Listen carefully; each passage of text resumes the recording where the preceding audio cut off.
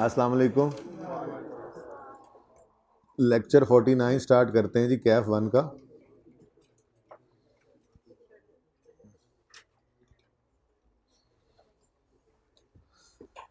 कुछ क्वेश्चंस थे जी। ये क्वेश्चन 1 पता नहीं क्यों नहीं समझ आ रहा, पढ़ लेते हैं। The government offers companies that incur labour expense cash equal to 30% of their expenditure. Ahmed limited incurred 30,000 of labour expense during 2010 and presented the government with an audited financial statement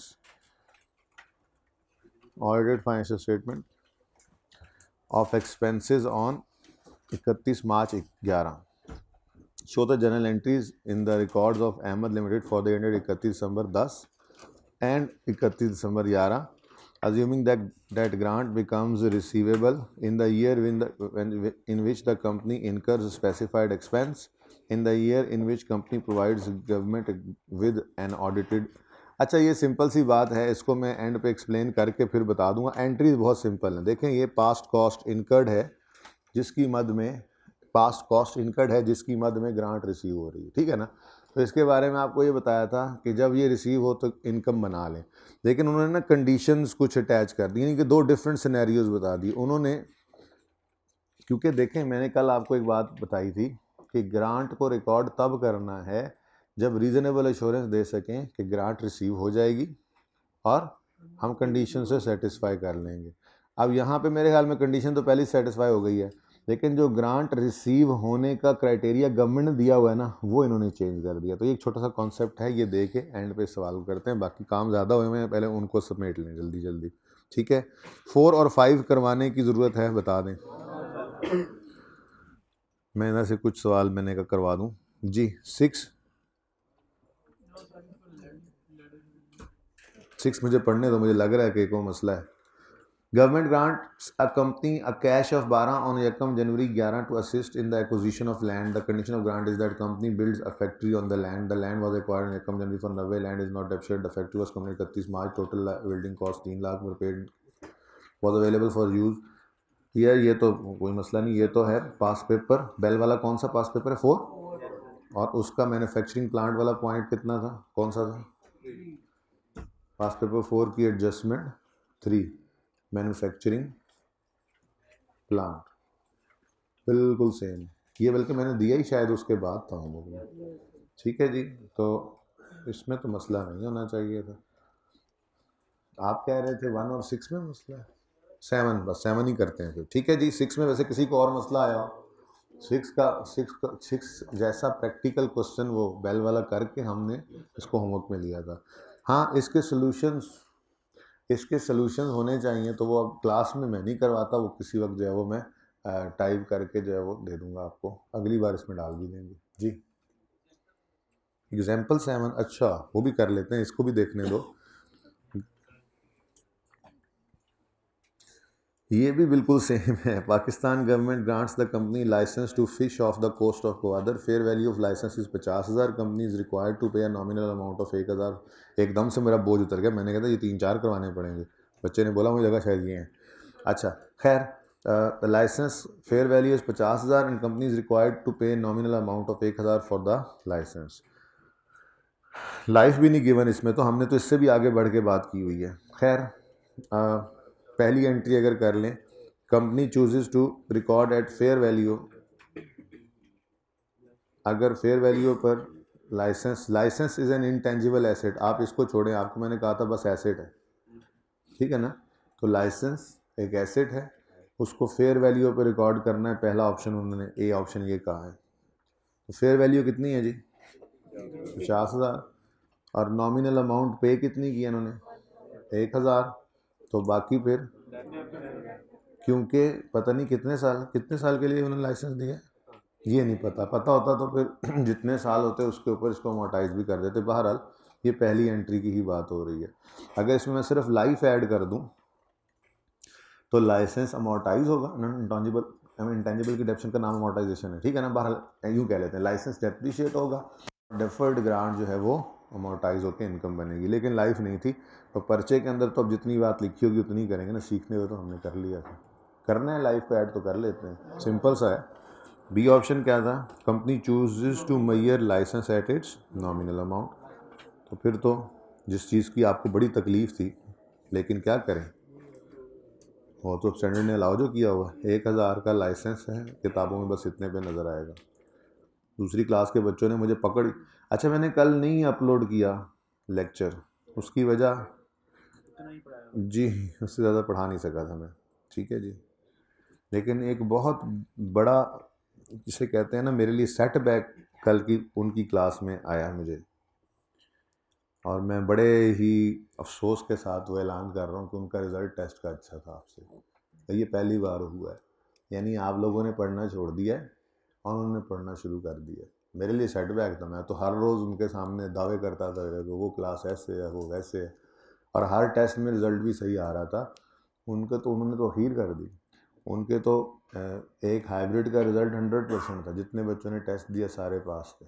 फिर बाकी भी 90 से ऊपर, 90% से ऊपर, और अच्छी खासी जनता ने जो है ना टेस्ट दिया था, लेकिन 90% से ऊपर रिजल्ट थे। तो मैंने कहा कि मैं सुबह वालों को बताऊंगा कि अब जो है ना वो अब उन उधर हवाओं का रुख बदला हुआ है।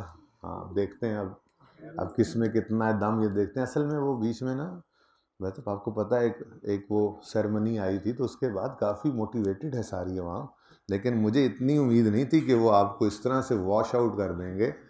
यानी यकीन माने कि उनकी तीनों हाइब्रिड 1, हाइब्रिड 2, फिजिकल, तीनों के रिजल्ट्स ही आपकी तीनों क्लासेस से अच्छे थे। तो उनके तो फिजिकल में 18 में से 18 वाले भी बहुत ज़्यादा थे आपसे, तो माशाल्लाह अच्छी बात है। लेकिन आप लोगों का इन्ना लिल्ला हो चुका है, मुझे लगता है आप लोग थक गए हैं शायद पढ़ते पढ़ते, तो ऐसे ना करें प्लीज़, ठीक है। आप मुझे लेट डाउन ना करें, वैसे तो वो भी मेरे बच्चे ही हैं, लेकिन वो और आप बराबर होते हैं ना। मतलब ये तो ना हो कि अब वो जीतने लग जाएं और आप हार कर दो, मतलब आप स्केयर तो ना लगाओ, समझ, ड्रॉ नहीं। अच्छा जी चले, अभी मुझे ये बताएं, क्वेश्चन 1 के अलावा, क्वेश्चन 1 में ना छोटा सा कॉन्सेप्ट है, वो मैं डिस्कस करूंगा आपके साथ। 7 तक किसी क्वेश्चन को सॉल्व करना है तो मुझे बता दें, बस इसके सोल्यूशन मैं अभी कह दूंगा उनको, साकी को बना के मुझे दिखा देंगे, तो वो फिर मैं आपको एक पेज के ऊपर ना उसकी कॉपी प्रोवाइड कर दूंगा। अगली बार फिर उसको जब एक बार बन जाता है सोल्यूशन, तो फिर अगली बार वो ऐड भी हो जाता होता है बुक में, ठीक है। चलें जी, एग्जाम्पल्स होमवर्क में दी थी जी ये तो वो है लेक्चर नोट्स को मैं पता नहीं कहाँ लेके जा रहा हूँ।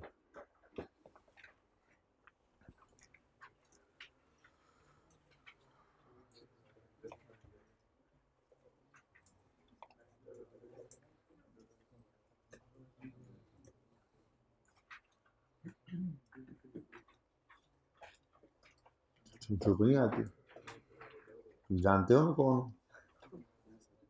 मैं बीमार हूँ।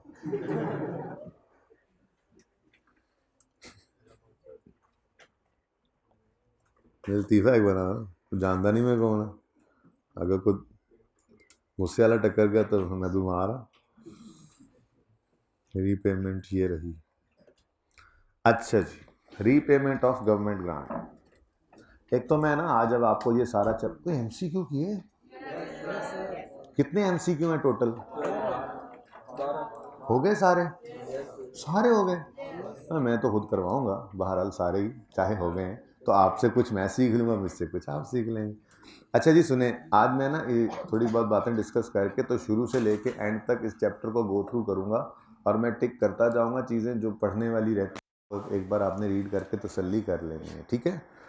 Repayment, a government grant might become repayable by the entity when entity fails to meet conditions, underlying conditions, ठीक है जी। when a government grant becomes repayable it is treated under IAS 8 as a change in accounting estimate, means prospectively। ये तो हमें पता चल गया था, prospective का मतलब कल हमने देख लिया था कि 6 और 7 के अंदर हमने कुछ नहीं किया था, 8 में ही सारा कुछ कर लिया था, ठीक है। If the original grant related to income for compensation expense is debited, the repayment of grant is debited first against balance and balance। अच्छा ये चलो एग्जाम्पल करते हैं। On 1 January 18 X Limited receives a grant of 5 lakh towards cost of employing N environmental impact analyst on a new project for a 5 year period. 5 lakh रुपए government ने दिया है कि आप एनवायरमेंटल इम्पैक्ट एनालिस्ट को हायर कर लें, 5 साल के प्रोजेक्ट है उसके लिए। अब ये नहीं कहा जा रहा कि उस एनालिस्ट ने 5 लाख लेना है 5 साल का, वो तो पता नहीं कितने पैसे लेगा। गवर्नमेंट ने ये कहा है कि उसको जो 5 साल आपने हायर करना है ना, उसके लिए हम 5 लाख आपको। कितने बच्चों ने ये अटेम्प्ट की ये एग्जाम्पल? हाँ, होमवर्क भी उन्होंने ज़्यादा करना शुरू कर दिया। मैं वैसे बता दूँ, मैं सही बता रहा हूँ। कल आई वॉज अमेज्ड, कह के उनको वो चल पड़े हैं और आप सुन के कि हम बहुत अच्छे सुन हो रहे हैं। The grant is repayable in full if the project is not completed. Project पूरा ना किया तो ग्रांट के पैसे सारे वापस करने पड़ेंगे। The analyst was employed and the project commenced on 1 January 2018।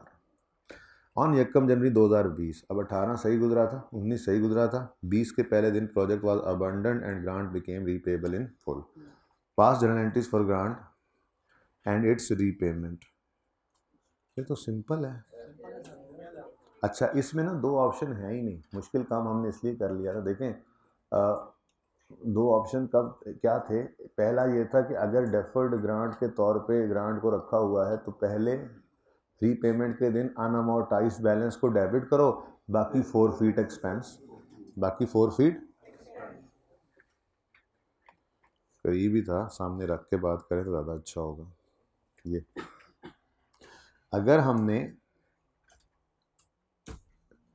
Grant की रिसीट पर उसे डेफर्ड लाइबिलिटी बनाया था और फिर उसको अमोर्टाइज करते आ रहे थे, तो रीपेमेंट के दिन जितना अनअमोर्टाइज्ड बैलेंस पड़ा था 125 का पड़ा था ना, ठीक है, उसको क्या कर देते हैं डेबिट और बकाया 4 फीट एक्सपेंस। और दूसरा ऑप्शन एसेट रिलेटेड ग्रांट में क्या होता है कि आप ग्रांट की कैरिंग अमाउंट को नेट कर दें एसेट से, यानी उसका वजूद ही ख़त्म कर दें। इस सूरत के अंदर फिर आपने कोई ऐसी चीज़ तो थी नहीं कि जिसको डेबिट करें अनअमोर्टाइज, क्या किया था एसेट को बढ़ा लिया था, ठीक है ना, यही किया था ना। ये इसमें कोई मसला तो नहीं था कल? अच्छा, अब सुनो भाई सुनो, इसमें कोई मसला नहीं था ना। यहाँ पे 2 क्वेश्चंस करने पड़े, क्यों? क्योंकि यहाँ पर या तो हम डेफर्ड ग्रांट लायबिलिटी बनाते हैं या नहीं बनाते हैं, दोनों सूरतों में अकाउंटिंग डिफरेंट थी। लेकिन जब एक्सपेंस रिलेटेड ग्रांट होती है तो उसमें आपको पता है चाहे हम एक्सपेंस को नेट करें, चाहे हम इनकम अलग एक्सपेंस अलग शो करें, डेफर्ड ग्रांट लायबिलिटी ज़रूर स्टैंड होती है। उसमें कोई ऑप्शन नहीं था एक्सपेंस रिलेटेड ग्रांट में, याद आ रहा है? ठीक है, नहीं याद आ रहा तो क्वेश्चन दिखाऊं, लेकिन वो मैंने सॉल्व ही नहीं किया था ना उस वक्त, तो मैं ठीक था, तो बोर्ड पे सॉल्व हुआ था। बहरहाल तो बात ये हो रही है कि बाद में देखते हैं उनका सोल्यूशन, पहले खुद कर लेते हैं सवाल। 6 है 7 है 6। चलो, डाटा हमारे पास आ गया। 2018 में 1 जनवरी 18 पर 2.5 लाख रुपया रिसीव किया। अब जाहिर सी बात है 5 साल तक एक खर्चा इनकर करना है हमने, यानी उस एनालिस्ट को पैसे देने हैं, तो उसके पैसे इकट्ठे रिसीव हुए हैं, तो आज तो इनकम नहीं बना सकते। बच्चे कुछ क्लास के बाद आके पूछ रहे थे मुझसे, आपकी क्लास के बाद, दूसरी क्लास के बाद, सर डेफर्ड ग्रांट को ग्रांट लायबिलिटी भी कह सकते हैं? हाँ जी बिल्कुल कह सकते हैं। आप एडवांस ग्रांट भी कह सकते हैं, अनअर्न्ड ग्रांट भी कह सकते हैं, लायबिलिटी के कई नाम होते हैं, लेकिन हमने डेफर्ड ग्रांट रखा हुआ है इसका नाम, ठीक है। यानी डेफर कर दो इनकम रिकॉर्ड करने को, डेफर कर दो और आहिस्ता आहिस्ता, तो ये बस कोई भी नाम ले सकते हैं जी। 250 सही है। अच्छा 500 था, 250 क्या था फिर? अच्छा पिछला 500, ठीक है जी। ओके, आप लोगों के ताउन का शुक्रिया, आप चुप रहते हैं, शोर नहीं मचाते हैं। और उसके बाद अब पता नहीं एनवायरमेंटल एनालिस्ट को कितने पैसे दिए हैं, वो कहीं नहीं लिखा हुआ, ठीक है ना, लेकिन ये हमें पता है कि अब इस ग्रांट को हमने 5 साल के अरसे में इनकम बनाना है, क्योंकि प्रोजेक्ट 5 साल के और एनालिस्ट को 5 साल पैसे देंगे, तो ये उसी की मद में ग्रांट रिसीव हुई है, ठीक है। तो 31 दिसंबर 2018 आएगा और डेफर्ड ग्रांट डेबिट और grant income profit and loss में क्रेडिट। अब 5 पे इसको डिवाइड करना है ना बराबर बराबर, क्योंकि सवाल ने कोई रिलेटेड एक्सपेंस नहीं दिया हुआ। अगर 5 पे, सॉरी माफ़ भी करते रहना थोड़ा थोड़ा मुझे, सवाल में कहीं पे उन्होंने रिलेटेड कॉस्ट नहीं दी हुई, हमने एनालिस्ट को इतने पैसे इस साल दिए, इतने इस साल दिए। अगर वो इस तरह से दे देता और बराबर बराबर हर साल देता तो फिर तो यही ट्रीटमेंट होता, और अगर हर साल उसको एक्सपेंस डिफरेंट पे कर रहे होते तो फिर प्रोपोर्शनेट बेसिस करते, लेकिन वो कोई पता ही नहीं, हमें तो सिंपल हमने 5 पे डिवाइड किया तो 100 रुपये और 100 रुपये।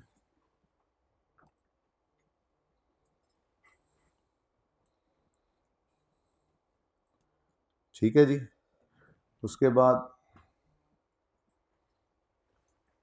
अगला साल आएगा 19 का,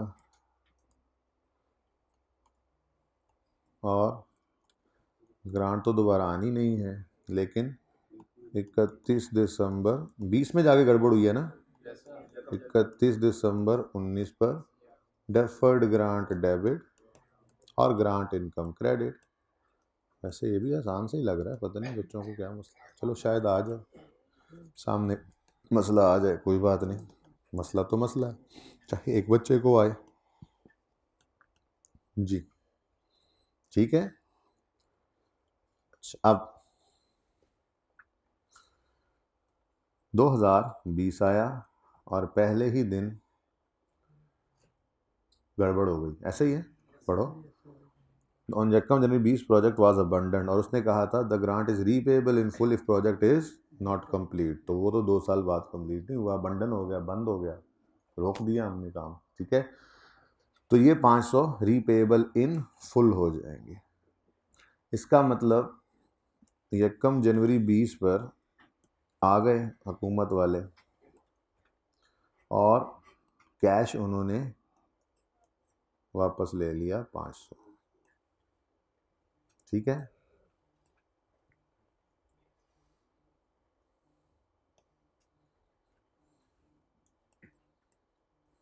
ठीक है जी। अब चूंकि डेफर्ड ग्रांट नाम की चीज़ हमारी स्टैंड हो रही थी, तो सबसे पहला काम क्या करेंगे इस दिन, हम जितना इसका अनअमोर्टाइज्ड बैलेंस पड़ा होगा उसको पहले निकालेंगे। ठीक है, तो यहाँ पे खड़े होकर 31 दिसंबर 18 पे खड़े होकर मैं यूँ कह सकता हूँ कि क्रेडिट किया था हमने डेफर्ड ग्रांट को 500 से, और फिर ईयर एंड पे डेबिट किया 100 से, तो ये क्रेडिट 400 पड़ी है। ठीक है, उसके बाद अगला साल आया तो अगले साल में भी ऐसे ही ये क्रेडिट पड़ा था 400, ये ज़बानी भी हो सकता है। ठीक है, इतना आसान था, डेबिट 100 से किया तो बाकी क्रेडिट पड़ा है 300, तो ये 300 अनअमोर्टाइज्ड बैलेंस पड़ा है, इसको हमने डेफर्ड ग्रांट लायबिलिटी को डेबिट कर दिया 300 से। ठीक है जी, और बाकी, हाँ जी, बाकी 4 फीट एक्सपेंस रिकॉर्ड करें बैलेंसिंग फिगर, सिंपल। अब ये वही कल वाली बात है कि आपने 200 रुपये की इनकम पिछले 2 साल में रिकॉर्ड की थी या नहीं की थी। ये देखो, ग्रांट इनकम 100 रुपया, ग्रांट इनकम 100 रुपया, और इनकम्स कहाँ जाती हैं, प्रॉफिट एंड लॉस में। अब पिछले 2 साल में आप 100 की एक इनकम रिकॉर्ड करते रहे, और आज खड़े होकर आपने उस इनकम का रिवर्सल किया। अब चूंकि आपको बताया था, अभी भी पढ़ा भी सही हमने, कि इसको हमने ट्रीट करना है लाइक चेंज इन एस्टीमेट, यानी प्रोस्पेक्टिवली, तो हमने 18 और 19 के साल में हम जा भी नहीं सकते, आइए सेट में जाके हमने पढ़ना है। अगर हम 19 में खड़े हैं और 18 17 की फाइनेंशियल स्टेटमेंट्स को अगर छेड़ना पड़े तो बड़ा सारा वक्त पड़ जाता है, क्योंकि हम 19 में खड़े हैं तो 17 और 18 की फाइनेंशियल स्टेटमेंट्स यूजर्स के पास उनके घर में पड़ी हुई हैं, तो हम यहाँ कोई चीज़ अगर कंपैरेटिव में बदल दें तो वो उनकी फाइनेंशियल स्टेटमेंट से मैच नहीं करती, वो तो फिर तलवारें निकाल के निकल पड़ते हैं कि भाई ये क्या 2 नंबरियाँ लगाई हुई हैं। तो अगर ऐसा कुछ करना पड़े तो आइए सेट में रिट्रोस्पेक्टिव अकाउंटिंग का बहुत सारा मसला है, हम फिगर्स को रीस्टेट करते हैं, बैलेंस शीट में रीस्टेटमेंट लिखते हैं, फिर नोट बनाते हैं और बताते हैं यूज़र को कि रीस्टेटमेंट क्यों हुई है और क्या क्या असरात हैं, किस किस जगह पे हैं। ये थोड़ा सा मसला नहीं होता, ये इतना आसान काम नहीं है कि ऐसे एंट्रीज नहीं खुली पड़ी होती कि फाइनेंशियल स्टेटमेंट्स पिछली चली गई हैं यूज़र के पास, तो इसलिए रिट्रोस्पेक्टिव से तो वैसे ही डरा करो। तो जहाँ पे कहे चेंज इन एस्टीमेट, जहाँ भी कहे चेंज इन एस्टीमेट की तरह की अकाउंटिंग करो, यानी प्रोस्पेक्टिवली चलो तो खुश हो जाया करो, शुक्र है, क्योंकि इसमें क्या करना है, जो कुछ भी है इसी साल में कर देना है, पिछले सालों को छेड़ने की ज़रूरत नहीं है। ये तो आप आइए सेट में जाके देखोगे कि पिछले सालों को छेड़ना हो तो कितना वक्त पड़ता है जी। और जी अब कुछ बचा ही नहीं जिसको आप अमोर्टाइज करोगे, ठीक है, सही है। अच्छा इधर भी देख लें, ये ऐसा ही है, कुछ ऐसी ही एंट्रीज थी। हाँ, किसको मसला था 6 में? हाथ खड़ा करें, कोई बात नहीं, शर्म की जरूरत नहीं है, था नहीं था। अगर ये रिडक्शन इन एक्सपेंस कर रहे होते तो यहाँ पर हम डेफर्ड ग्रांट डेबिट और रिलेटेड एक्सपेंस क्रेडिट कर रहे होते, तो हमने एक एक्सपेंस कम रिकॉर्ड किया होता तो भी आज एक्सपेंस को ज़्यादा कर देते, ठीक है। तो हम आज क्या करते, एक्सपेंस को बढ़ा देते, ठीक है, लेकिन उस एक्सपेंस का नाम लेते, फोरफीट एक्सपेंस ना लिखते। ये अच्छा क्वेश्चन है कि अगर आप देखो ना, आपने पिछले 2 साल में इनकम रिकॉर्ड नहीं की, पिछले 2 साल में आपने एनवायरमेंटल एक्सपेंस को क्रेडिट किया, अब जब तीसरे साल में आए हैं, रीपेमेंट हो गई है, तो पिछले 2 साल में आपने इनकम रिकॉर्ड नहीं की कि उसका रिवर्सल करो, बल्कि एक एक्सपेंस कम रिकॉर्ड किया था, लाइक डेप्रिसिएशन जो कल देखा था। तो एक्सपेंस कौन सा कम रिकॉर्ड हुआ था? Environmental expense. अब पिछले साल जो है वो कह रहे हैं इसको चेंज इन एस्टीमेट कर दो, यहाँ से ऑनवर्ड चलो, तो फिर क्या कर दो, एनवायरमेंटल एक्सपेंस को ही बढ़ा दो। तो ये मैं लिख देता हूँ यहाँ पे कि अगर हम इनडायरेक्ट मेथड से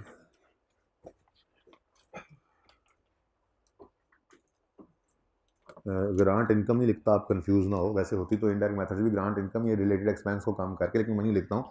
अगर हम इनडायरेक्ट मेथड से रिड्यूस्ड एक्सपेंस, क्यों लिख देता हूँ जरा, है रिड्यूस्ड एक्सपेंस रिकॉर्ड करते आए हैं, तो यहाँ उसी रिलेटेड एक्सपेंस को बढ़ा देंगे, ठीक है, ओके, यानी डेबिट कर देंगे। बात समझे हो? यानी अगर हम डायरेक्ट मेथड से इनकम रिकॉर्ड करते आए, तो चूंकि हम पिछले 2 साल में एक इनकम रिकॉर्ड कर रहे थे, अब उसको रिवर्स करना है, तो फोरफीट एक्सपेंस नाम का एक्सपेंस। और अगर हम पिछले 2 साल में रिलेटेड एक्सपेंस को कम करते आए हैं, तो फिर इस साल में आकर उसी रिलेटेड एक्सपेंस को बढ़ा देंगे उसी के नाम से, ठीक है ना। अच्छा सवाल था भाई।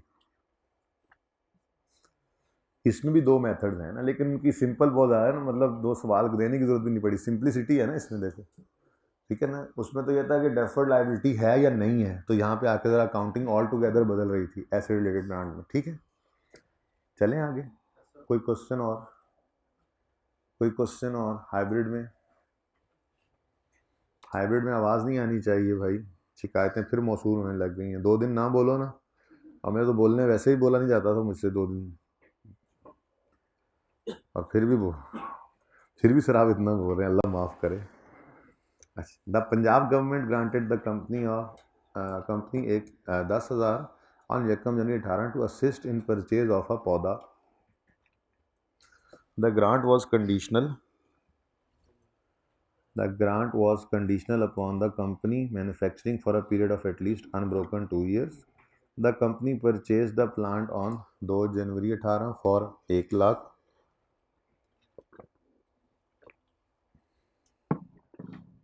The plant is depreciated on the straight line basis over its useful life of 4 years to a nil residual value.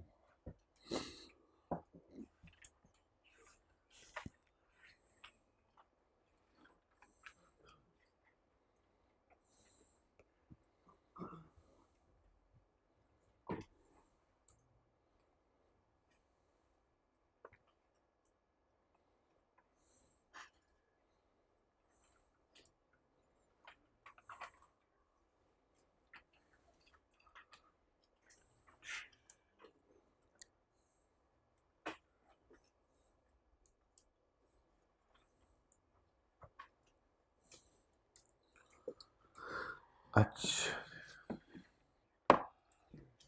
The company purchase plant 2 January 18 for 1 lakh, सिर्फ 10,000 मिला है। चलो, the company depreciate on straight line basis और useful life of 4 years, ठीक है जी।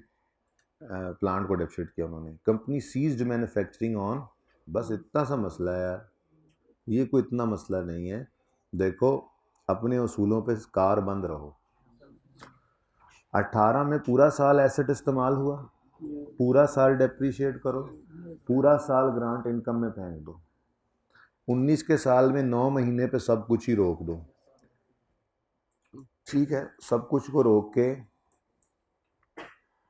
Depreciation वहाँ तक ले आओ, ग्रांट इनकम को 9 महीने तक जो है वो अमोर्टाइज करके इनकम बना लो। जो तरतीब है वही रखो ना, खुद से कोई डायरेक्ट ऐसे शॉर्टकट लगाने की ज़रूरत ही नहीं। और फिर वही उसूल जो ईयर के स्टार्ट पे खड़े होकर लगाए थे वो उस दिन खड़े होकर लगा लो, ठीक है। चलो, अब मैं एंट्रीज दिखा देता हूँ, करता नहीं, ठीक है। 1 बाय 1 पहले एंट्री हम बोल के उसकी कैलकुलेशन कर लेंगे, फिर उसको जाके टिक करेंगे, ठीक है ना। तो आपने सवाल का सोल्यूशन किताब में नहीं देखना भाई, किताब में नहीं देखना भाई, नहीं देखना, ठीक है। कैलकुलेटर सारे हाथ में रखेंगे।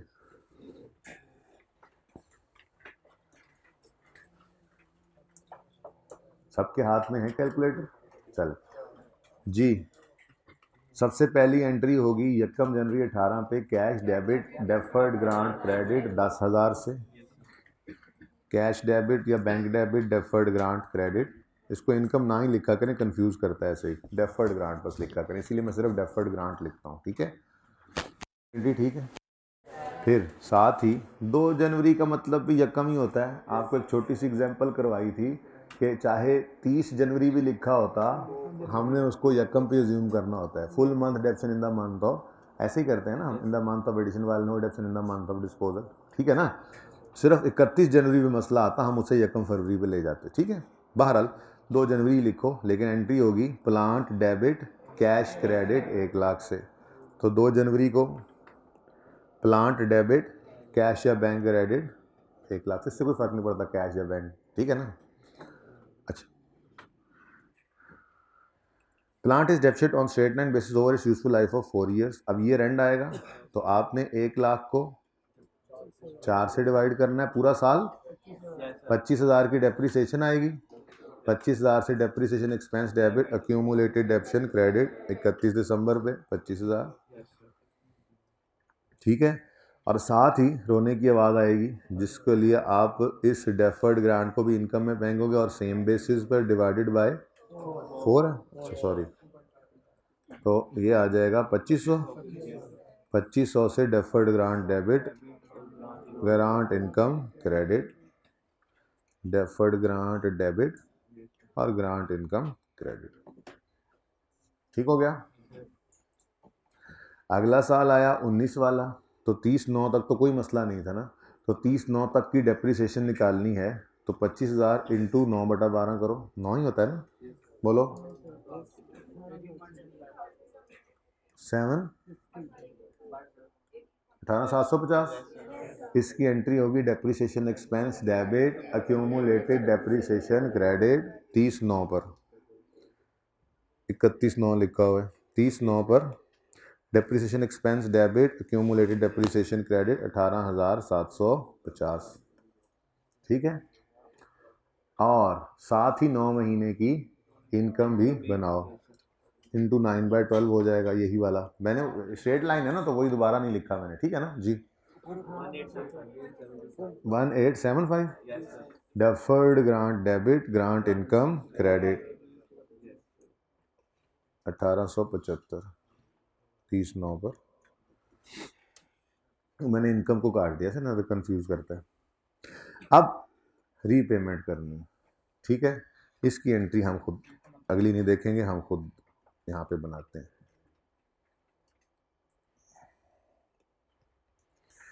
इसके बाद जी 30/9 पर रीपेमेंट होने जा रही है, 30/9/19, ठीक है। 30/9/19 पर रीपेमेंट कर रहे हैं, तो वो आए और उन्होंने फुल रीपेमेंट है, उन्होंने 10,000 कैश ले लिया और हम मुंह देखते रह गए। अब फिर हम क्या करें, सबसे पहले कोई अनअमोर्टाइज्ड बैलेंस पड़ा है तो उसको निकाल के बाहर फेंक दें किताबों से। अब उसको देख लेते हैं जी, हमने सबसे पहले क्रेडिट किया था 10,000, फिर डेबिट हुआ था 2500 और डेबिट हुआ था, ज़बानी कैलकुलेटर भी हो सकता है, ठीक है ना, 1875। तो कितना आता है आंसर? ये 5625 क्रेडिट में पड़ा था, तो ये 5625 डेबिट कर दिया हमने, ठीक है जी। और 4 फीट एक्सपेंस कितना आ गया? 5625 और 4 फीट एक्सपेंस, मुझे नहीं लगता आप लोगों का दिल है आज भी। कोई बात नहीं, कल हफ्ता तो है ही, और पता ही है हफ्ते वाले दिन तो नया टॉपिक शुरू होता ही है, एक आदत तो ख़त्म हो ही जाएगी इस तरह से हफ्ते की छुट्टी वाली। अच्छा जी, अब वैसे ना आप ये ज़रा फिगर्स थोड़ी डिफरेंट हो गई थी ना, मुश्किल कर रही थी ये आपको बात। अगर आप गौर फरमाएं ना, तो पिछले 2 साल में आपने इनकम रिकॉर्ड की है 2500 और 1875, ऐसा ही है। 2500 और 1875 को ऐड करें, कर लें, कोई बात नहीं। 2500 और 1875 को ऐड करें, 43। इसका मतलब पिछले 2 साल में आपने एक इनकम रिकॉर्ड की थी, रीपेमेंट की वजह से अब वो पैसे चले गए वापस, तो आप उस इनकम को रिवर्स कर रहे हैं, तो 4 फीट एक्सपेंस आ गया, ठीक है। अच्छा, उसके बाद अब 31 दिसंबर आएगा, तो 31 दिसंबर पे डेप्रीसिएशन उसी तरह से होगी, लेकिन रह सिर्फ 3 महीने गए हैं, पहले आपने 9 महीने की कर ली हुई है, तो 1 लाख है एसेट, 1 लाख का डिवाइडेड बाय, जी तो 5 क्यों लिख रहा हूँ मैं बार बार, 4 इंटू 3/12 जी, 6250 और 62। अच्छा, ये डेप्शन इकट्ठी भी हो सकती थी, वो मसला नहीं है, लेकिन ज़रा उसूल सेम ही रहे, ताकि ऐसा ना लगे आपको नई चीज़ हुई है, इसलिए मैंने बिल्कुल वैसे ही किया जैसे स्टार्ट पे खड़े होकर रीपेमेंट की थी। वरना आप ज़बानी डेफर्ड ग्रांट निकाल सकते थे, डेप्शन ना निकालते तो डेप्शन एक ही बार निकाल लेते, क्योंकि डेप्रीसिएशन इन टोटल जो है वो आपकी 18,750 जमा 6250 करो ज़रा,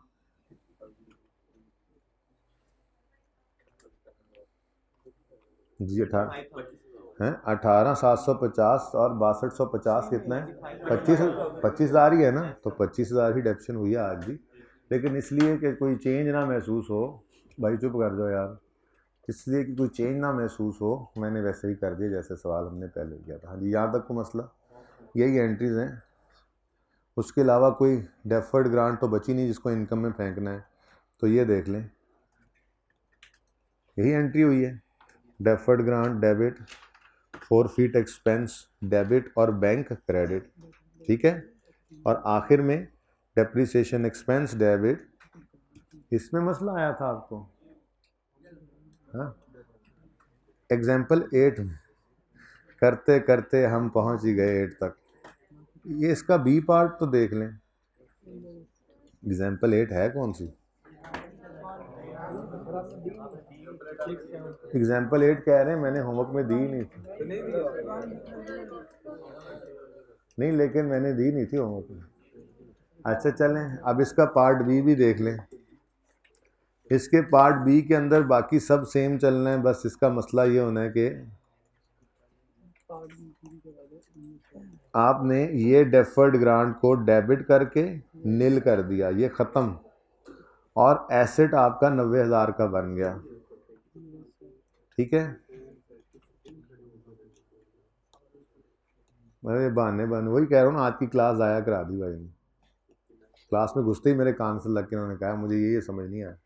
अच्छा, तो कोई बात नहीं, ये 90,000 की 90,000 का एसेट हमारा रह गया, तो 90,000 का एसेट डेप्रिशिएट होता जाएगा, और इनकम है कोई नहीं, दूसरे साल में 9/12 करके डेप्रिशिएट होगा, इनकम है कोई नहीं, और जब रीपेमेंट होगी तो आप एसेट को डेबिट करके कैश को क्रेडिट कर दोगे 10,000 से, और इसी दिन खड़े होकर डेप्शन का इम्पैक्ट लोगे। वो मैंने आपको शॉर्टकट बताया हुआ है कि आप 10,000 को डिवाइड करो जिस लाइफ से वो होना था और नहीं हुआ, कितनी लाइफ है जी? 4, और कितने साल? 1 साल और 9 महीने। ये बात समझ आई है? किसको नहीं समझ आई है भाई? हमारे रीपेमेंट हुई है 1 जनवरी 18 से 31 दिसंबर 18 तक 1 साल गुजर चुका था और फिर 30/9/19 तक 9 महीने गुजर गए थे। तो 1 साल प्लस 9 मंथ्स, इसको अगर मैं सारे को ईयर्स में लिखना चाहूँ तो मैं क्या करूँगा, 9 मंथ्स को 9/12 करूँगा तो वो आएगा। तो 1.75 ईयर्स हमारे गुजर चुके थे जब रीपेमेंट हुई। तो ये जो 10,000 रीपे किया है ये 1.75 ईयर्स से डेप्रीशिएट नहीं हुआ। तो हमने डिवाइड बाय 4 किया, पूरे साल की डेप्शन आई, मल्टीप्लाई बाय 1.75 कर दिया, आंसर आ गया 4375। ये डेप्रीसिएशन रिकॉर्ड कर, ठीक है। हाँ, इसको ना आपको ईयर एंड के ऊपर भी डेप्रीशिएट करना चाहिए। ये एंट्री क्यों नहीं हुई उसका तरीका वैसे मैंने आपको बताया हुआ है। तो 31 दिसंबर 19 पर डेप्रीसिएशन एक्सपेंस डेबिट, मैंने कहा था बस क्या कर दो, पूरा लाख का एसेट और डिवाइड बाय 4 कर दो, बस सही होगा। 3 माह की क्यों? ओह हाँ, ये हम कराए हैं जी, इंटू 3/12 जी, 6/2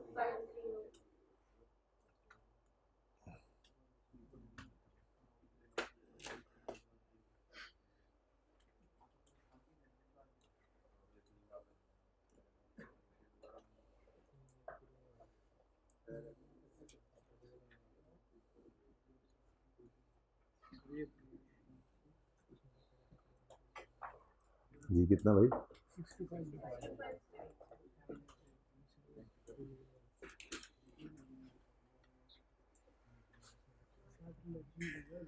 हाँ जी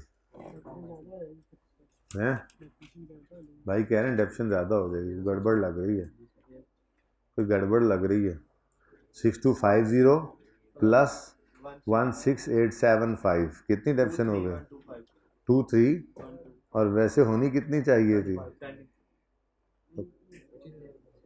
तो अभी कम है, फिर क्या मसला है?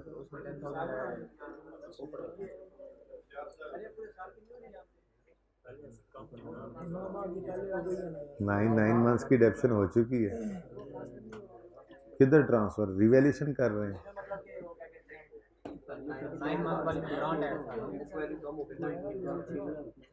अब वैसे ही वो काम करें, ये देखें जैसे यहाँ पर किया था, मैंने वर्किंग करवाई थी। खैर बेटा चुप करें, ये देखें,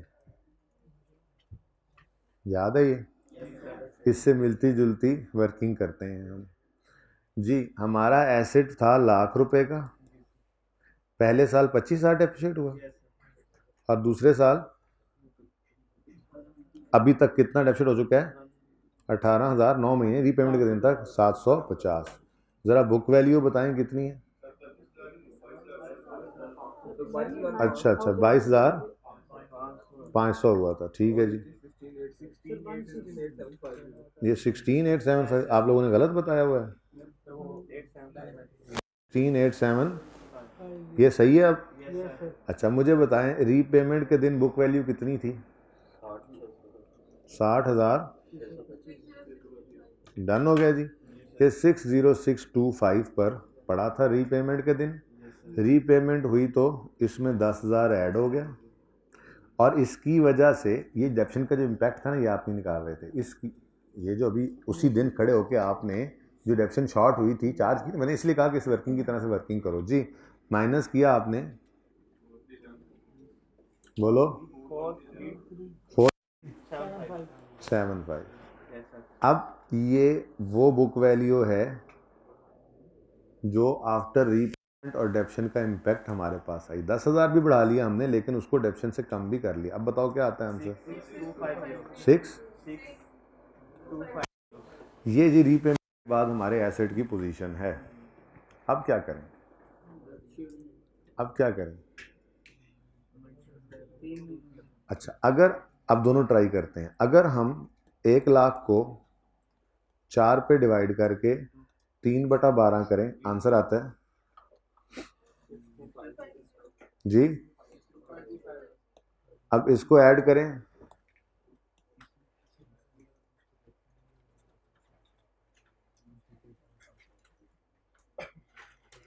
ये 22,500 क्या, मुझे समझ नहीं आ रही वैसे। वो एंट्री नहीं की हुई ना, वहाँ पे करनी चाहिए थी जी।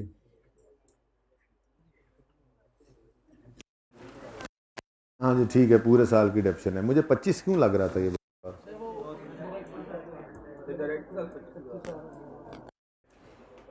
अच्छा जी, लें भाई, कितनी आती है डेप्रिसिएशन जी?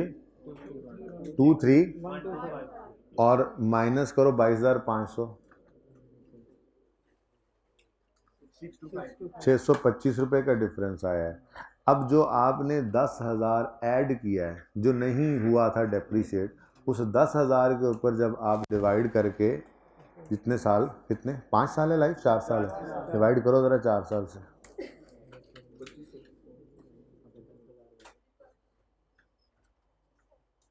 तो लोगों को 2500 आ रहा है, खैर जा 2500, 2500 करो 3/12, तो पहुंच गए ना वहाँ पे, ठीक है।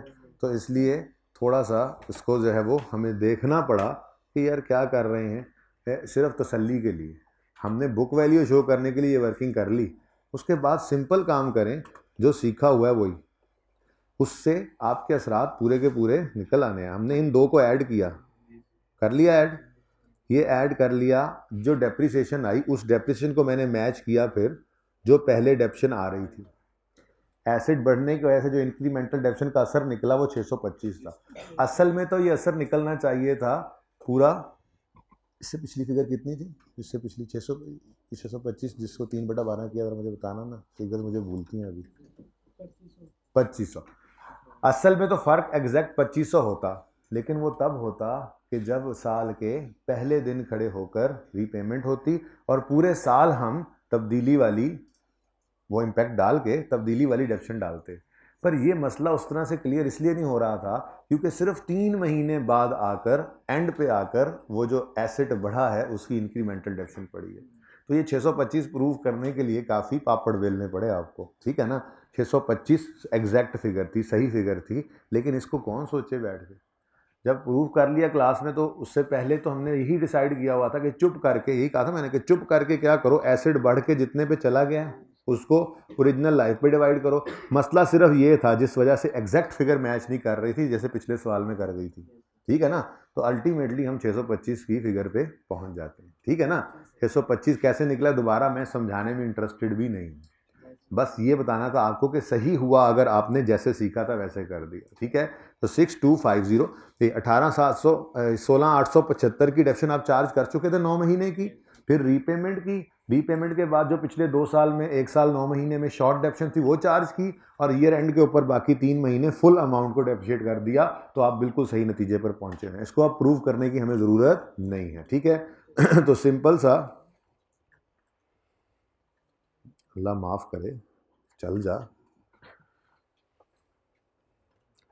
तो सिंपल सा काम, एक एंट्री जो यहाँ पर रहती थी वो हमने कर ली, और वो एंट्री है 31 दिसंबर 2019 पर डेप्रीसिएशन एक्सपेंस डेबिट। ये शायद ना वो रह गई है, मिस्टेक से रह गई, जान के नहीं किसी ने छोड़ी होगी। मैंने कहा था फुल अमाउंट पकड़ लो, जैसे कल वाले सवाल में हमने क्या किया था, 500 से 250 पे आया था, रीपेमेंट हुई तो एसेट को 500 वापस किया, फिर पिछले साल का इम्पैक्ट निकाला और एंड पे डेप्रिसिएशन पूरे 500 के ऊपर ओरिजिनल लाइफ लगा दी। लेकिन वो क्लियरली समझ क्यों आ रहा था, क्योंकि पूरा साल था। यहाँ पे 3 महीने थे तो 625 समझाते हुए बड़ी मुसीबत पड़ी। तो छोड़ो 625 को, सिंपल सी बात है, पूरी अमाउंट को डिवाइड करो, या अल्लाह 4 से, और 3/12 कर दो, क्योंकि 9 महीने की डेप्शन तो ऑलरेडी एसेट की हो चुकी है। बताओ 6250, और इस साल में इस एसेट की टोटल डेप्शन बन गई 6250 प्लस 22,500, सॉरी ये 18,700, ठीक है जी। चलो, तो ये एंट्री अपनी नीचे बुक्स में ऐड कर लो, यहाँ पे करके छोटी छोटी करके, यहाँ पे करके एंट्री ऐड कर लो। और इसको अब सोचना नहीं है फिर कि ये प्रूव हुआ या नहीं। अगर किसी ने प्रूव कराना हो दोबारा तो फिर अब अलग आके पूछे, ताकि टाइम ज़ाया ना हो बाकी क्लास का, ठीक है ना। जाहिर है प्रूव तो कर ही लिया है ना कि बात बिल्कुल सही है, तो फिर वही बात जो सीखी थी उसी पे क्यों ना स्टिक करें, जिससे टाइम भी बच रहा है, ठीक है।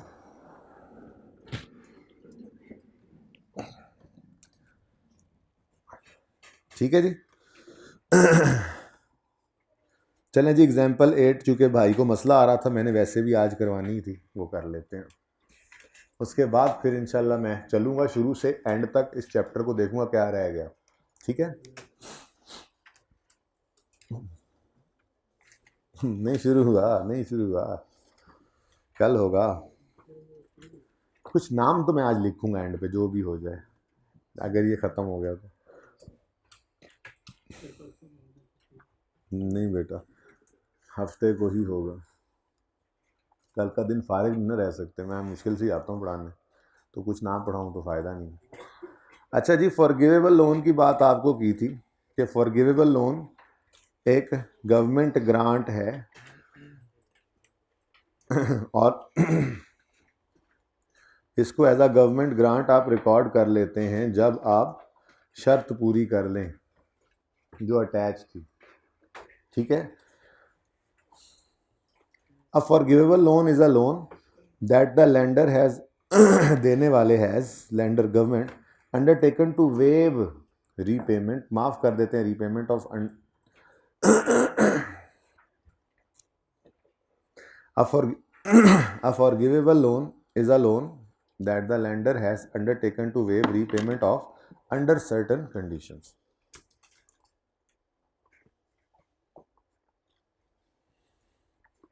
कि जो देने वाले ने कहा है कि आप कुछ कंडीशन मीट कर जाएं तो मैं आपका ये लोन माफ़ कर दूंगा, वेव कर दूंगा इसकी रीपेमेंट। ठीक है, it is treated as a government grant when there is reasonable assurance that entity will meet the terms of forgiveness of loan.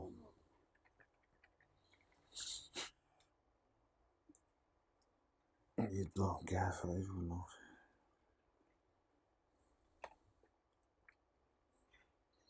Bell वाले सवाल, इतना कॉम्प्रिहेंसिव सवाल था, मैंने इसीलिए वो पहले करवा दिया, हालांकि जिस दिन करवाया उस दिन आप सबके ना चारों टायर उत्ते सन।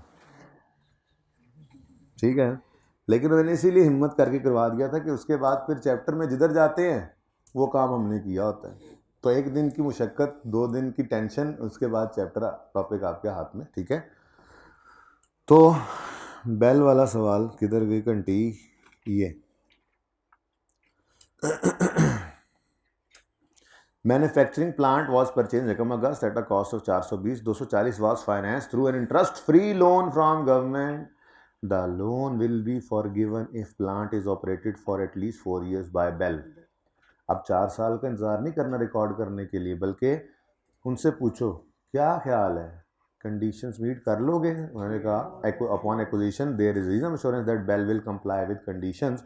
इसीलिए तो जब ये लाइन नज़र आ गई थी, रीजनेबल एश्योरेंस थी कि Bell will comply with this condition, तो हमने इस 240 को, हाँ नहीं लायबिलिटी नहीं, इसको हमने कहा था लोन की बजाय गवर्नमेंट ग्रांट, लेकिन चूंकि इकट्ठी इनकम रिकॉर्ड नहीं कर सकते थे इसलिए इसको डेफर कर दिया था। मैंने एंट्रीज भी ना, या अल्लाह यहाँ पे हूँ, मिट गई हैं शायद, ये कुछ अभी भी असरात बाकी हैं, लेकिन ये वाली एंट्री जो बनाई थी ना, cash debit deferred grant credit, इससे पहले मैंने यहाँ पर 2 एंट्रीज की थी कि कैश आया, ये लोन है। ठीक है जी, और फिर हमने कहा, उन्होंने कहा जी माफ़ कर देंगे कंडीशन मीट करो, हमने कहा हाँ हाँ कर लेंगे, तो loan debit deferred grant credit, याद आ रहा है। इसमें हमने फिर इस लोन को यहाँ पे लिखा ही नहीं था। ठीक है ना, तो ये मैं यहाँ पे कह रहा था, ये उन्होंने लिखा हुआ है क्या, forgivable loan is a loan that lender and blah blah blah, it is treated as government grant when there is reasonable assurance that entity will meet the terms। ठीक है, it is treated as government grant when there is reasonable assurance that entity will meet the terms of forgiveness of loan। ठीक है, अगली बात वो ये कर रहा है कि जब तक ऐसा ना हो जब तक ऐसा ना हो, यानी जब तक आप रीजनेबल एश्योरेंस ना दे सक रहे हो, तब तक ये लोन है।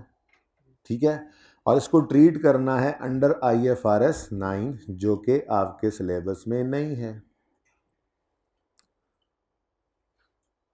ये FAR 2 में है। IFRS 9 फाइनेंशियल इंस्ट्रूमेंट FAR 2 में आप पढ़ेंगे, 6 से 7 दिन लगते हैं इसके अंदर। ठीक है, ये टॉपिक है, वहाँ पर पढ़ेंगे आप।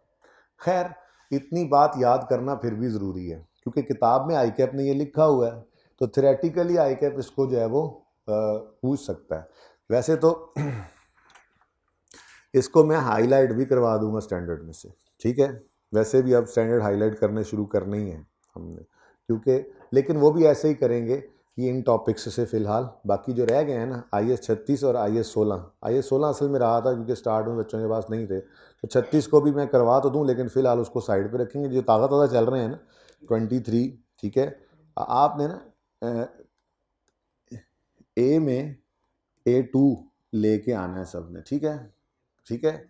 और साकिब को भी मैसेज कर दें। साकिब बैठे हुए? साकिब नहीं है। हाइब्रिड में कौन बैठा हुआ है?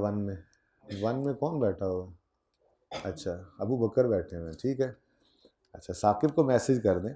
मैं उनको भी कह देता हूँ मुझे भी याद करवा दें, ठीक है। मैं देख लूँ सॉफ्ट में, अल्लाह करे मेरे पास पड़ा हो, सॉफ्ट में पड़ा होगा पुराना कोई स्टैंडर्ड, तो उससे देख के आपको हाईलाइट करवाना आसान होगा, ठीक है ना। तो IS 23 और IS 20 और IS 40 जब आगे पढ़ेंगे इनको हाईलाइट करवा दूंगा। तो ये स्टैंडर्ड के अंदर पड़ी होती हैं चीज़ें, तो अगर थ्योरेटिकल बात पूछ भी लेगा तो वहाँ से कॉपी पेस्ट कर लेंगे, लेकिन इस चीज़ को 1-2 बार पढ़ना ज़रूर है, ठीक है ना। सादा बात, forgivable loan government grant treat कर लेना है। भाई मुझे आपने याद कराना है, मैंने अपने स्टैंडर्ड ढूंढने हैं, सॉफ्ट वाले कहाँ पड़े हैं, फिर कल से हम हाईलाइटिंग भी साथ साथ शुरू करें। कल वाली बात भी बहुत लेट याद करवाई थी आपने, ईमेल वाली। अच्छा जी, फॉरगिवेबल लोन को आपने गवर्नमेंट ग्रांट ट्रीट कर लेना है जब आप रीजनेबल एश्योरेंस दे सकें कि आप कंडीशंस जो अटैच हुई हैं वो पूरी कर लोगे। और जब तक ये रीजनेबल एश्योरेंस ना दे सको आप उसको गवर्नमेंट ग्रांट नहीं बना सकते। ये अभी अभी करके आया ना काम, मैंने कहा जी कैश आया है गवर्नमेंट से लोन के तौर पे 100 रुपया, जिस दिन कंडीशन मीट हो जाए उस दिन इस लोन को डेबिट करके डेफर्ड ग्रांट क्रेडिट कर लेना, नहीं ग्रांट रिकॉर्ड कर लो, उसको ट्रीट करो उसको एज अ गवर्नमेंट ग्रांट। अब जब तक ये कंडीशंस मीट ना हो क्या इसको डेबिट कर सकते हैं? लाइबिलिटी है ना, गवर्नमेंट ने शर्त पूरी ना करें तो वापस लेने हैं पैसे, ठीक है।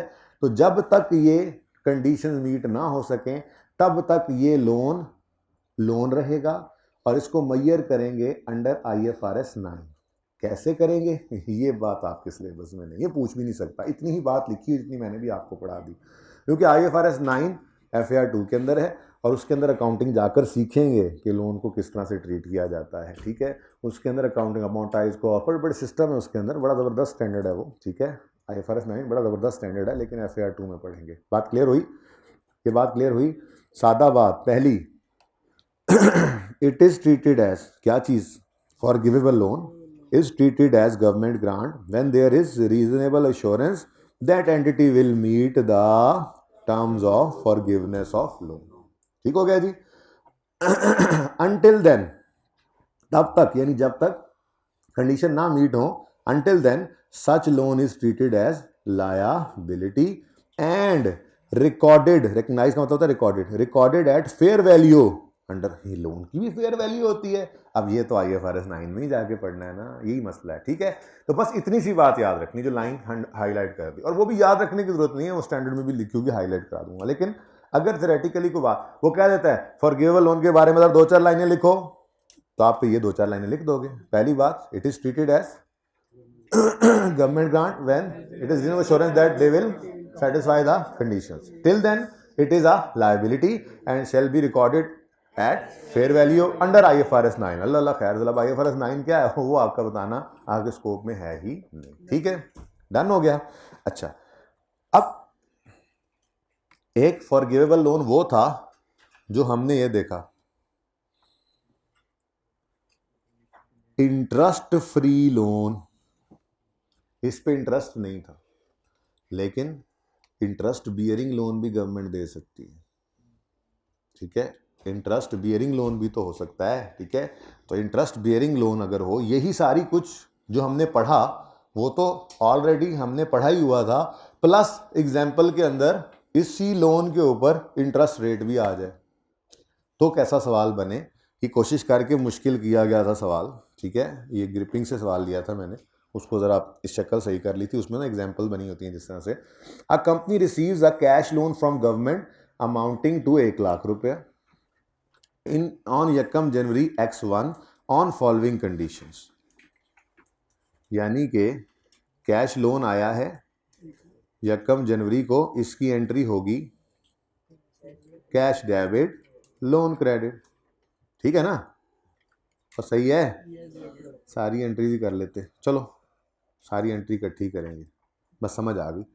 ऑन यकम जनवरी, अच्छा ऑन फॉलोइंग कंडीशंस क्या कहती है जी government, 40% of the grant is forgivable from the date on which, कुछ कंडीशंस हम बता रहे हैं वो मीट कर लो।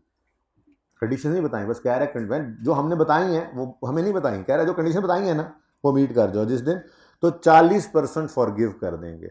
तो लोन में से फिर फॉरगिवेबल लोन कितना बन रहा है 40, तो उसको ट्रीट करेंगे हम जब हम कंडीशंस को मीट कर लें, ठीक है। अच्छा, interest is charged eight market rate of 10% payable annually. दो तरह के सिनेरियोज अब बनाते हैं। एक सिनेरियो ये कि जर्नल एंट्रीज करते हैं 31 दिसंबर X1 की, assuming that all conditions are met by यकम जनवरी X1। सवाल ने खुद कह दिया कि जी कंडीशंस हमने किस दिन मीट की हैं, पहले ही दिन, ठीक है। अब अगर ए पार्ट,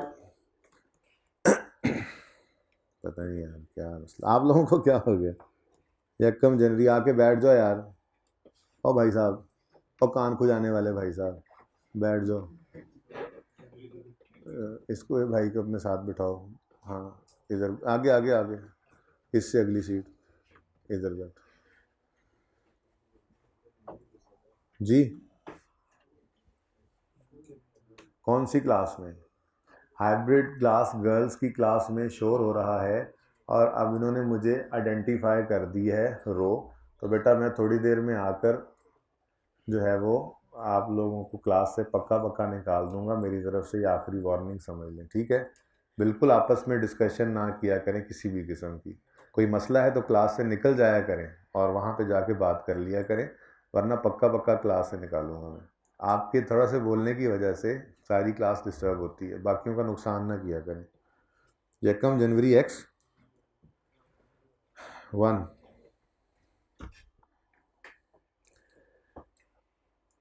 कैश डेबिट और लोन क्रेडिट, इसको मैं फॉरगिवेबल लोन नहीं कह रहा, बस लोन है, लोन पेएबल, लोन पेएबल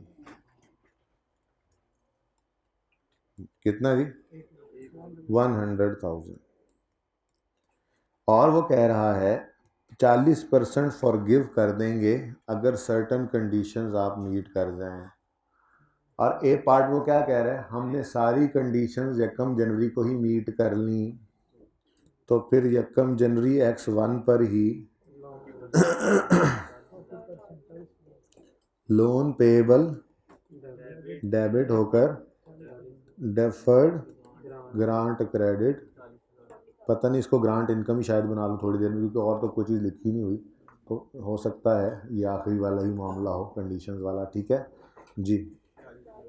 40,000 रुपये माफ़ी मिल गई, ठीक है।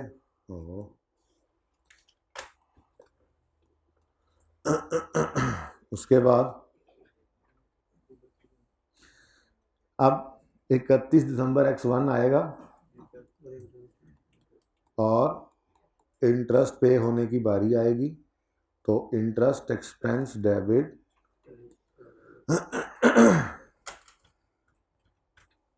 पेएबल एनुअली है, उसने बताया नहीं हुआ तो मैं साल के आखिरी दिन अज्यूम कर लेता हूँ कि पे हो जाएगा, पेएबल एनुअली है, ठीक है। तो interest expense debit cash credit करते हैं हम, और लोन ही कितना बच गया, रेट था पूरे साल का इंटरेस्ट, बोलें 6,000।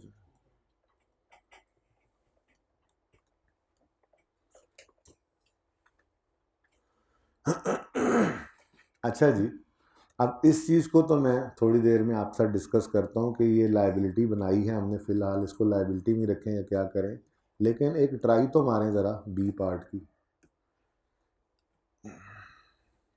बी पार्ट में वो क्या कह रहा है, डिफरेंट है थोड़ा सा, तभी तो आपको दे रहा हूँ। बी पार्ट में कह रहा है pass journal entries for the year X1 assuming that all conditions were met by 30 9 11, शाबाश, हिम्मत करें।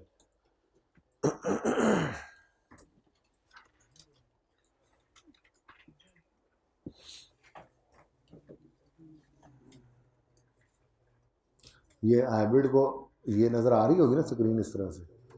हाँ, मैंने बंद किया होगा।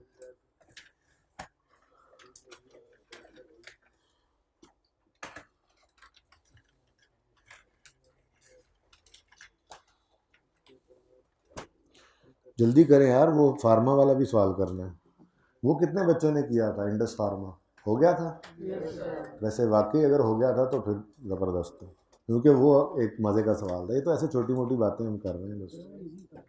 इजी नहीं था, 36 आपको अच्छा समझ आया हुआ है। 20 में तो था कुछ नहीं यार, सॉरी, माजरत, ये खांसी की, खांसी नहीं है।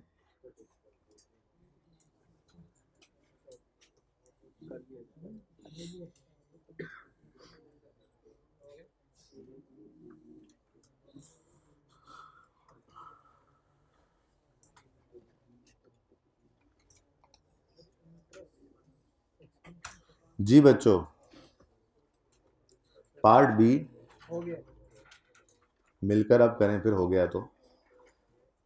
यकम जनवरी x1 पर cash debit, loan payable credit 100,000 से। उसके बाद वो कहता है हमने जो कंडीशंस थी वो मीट की हैं 30 9 x1 पे जाके, और वो ये फरमा रहे थे कि सर्टन कंडीशन जब मीट करोगे तब इसको फॉरगिवेबल कर देंगे हम 40% को। तो इसका मतलब 30 9 x1 तक ये लाइबिलिटी ही रही, लोन ही रहा। तो फिर इस दिन आकर लोन पेएबल डेबिट, हाँ अभी मैं डेफर्ड ही लिख रहा हूँ क्योंकि इसके बहस बाद में करते हैं। एक वक्त में एक चीज़ समझे ना बंदा, स्टेप बाय स्टेप। तो डेफर्ड ग्रांट क्रेडिट, ये फिलहाल लाइबिलिटी चल रही है ऐसे ही जी। 40,000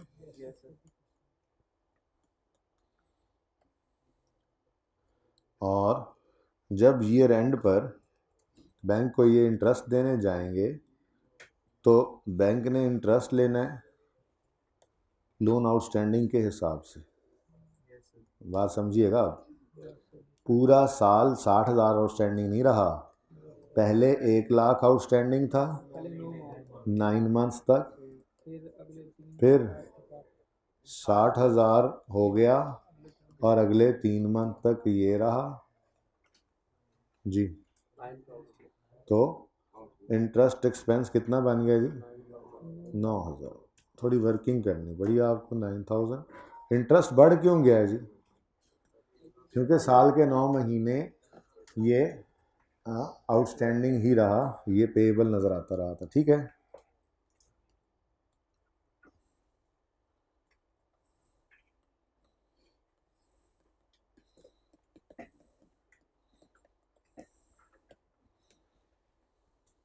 एक जैसा लगे ना ज़रा दूर से। नहीं जी, समझ में आती है बात? अच्छा, अब अगला मसला डिस्कस करने वाला है कि हम इसका क्या करें। ये डेफर्ड ग्रांट तो आपने बना ली, अब इसको इनकम में कब डालें? क्या सवाल ने बताया है कि ये लोन आपको मिला है फॉर कंस्ट्रक्शन ऑफ बिल्डिंग या for manufacturing of a plant या for acquisition of a machinery, यानी किसी एसेट से रिलेट तो नहीं कर रहा, ठीक है। अब ये भी नहीं पता कि इस लोन को आपने यूज़ किया है तो डेप्रीशिएबल एसेट लिया है, नॉन डेप्रीशिएबल लिया है ये मॉनेटरी ग्रांट। तो फिर मैंने कहा था कि जब ऐसे मामलात, मैचिंग कॉन्सेप्ट पहली प्रायोरिटी है, लेकिन जब ये ना हो सके तो आखिरी हल क्या होता है, जिस दिन जैसे जैसे कंडीशंस मीट हों वैसे वैसे इसे इनकम बनाओ। अब इस सवाल के अंदर कंडीशंस भी एकदम से सारी मीट हो रही हैं। क्या कह रहा है इधर देखो, all conditions are met, all conditions are met. जिस जिस दिन ये कंडीशंस मीट हुई हैं फिर उस दिन इसको लायबिलिटी मत बनाओ, उस दिन इसको इनकम में ही फेंक दो। ये बात समझ आई है कि मैंने इसलिए नहीं पहले छेड़ा इसको कि ज़रा एक चीज़ तो साइड पे कर लें, इंटरेस्ट को ज़रा कैलकुलेट करना सिखा लें। तो ये मैक्सिमम इसके अंदर मिक्सिंग जो हो सकती थी ना, हमने तो जो सवाल किया है ना बेल वाला, मैन्युफैक्चरिंग वाला, वो तो बड़ा सिंपल था, उसमें तो इंटरेस्ट फ्री लोन था, फिर सारे का सारा फॉरगिव हो रहा था, हमने कुछ फॉरगिव करा लिया और इंटरेस्ट रेट भी लगा दिया, तो ये चीज़ भी हमारे सामने आ गई।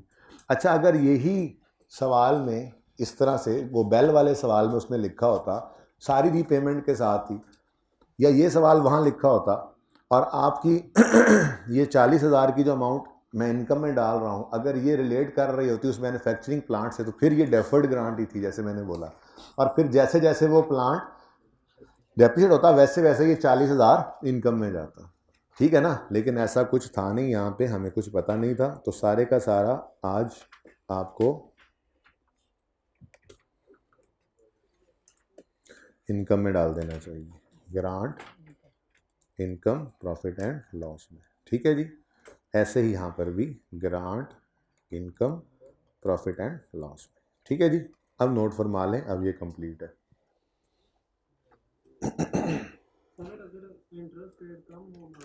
वो आगे अलग लिखा हुआ है, फिलहाल इसको तो देख लें।